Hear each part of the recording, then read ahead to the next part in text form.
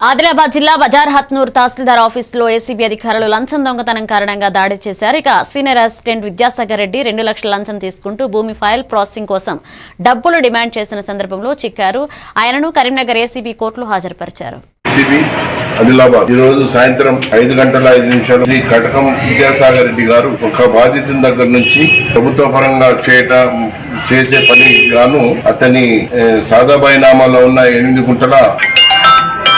8 ఎకరాల ల్యాండ్ ను రిజిస్ట్రేషన్ చేయించడం కోసం 4 లక్షలు డిమాండ్ చేసి మొదటి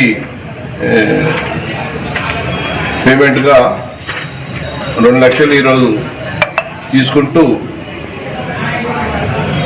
5 గంటలకు సాయంత్రం 5 గంటలకు పట్టుబడినాడు.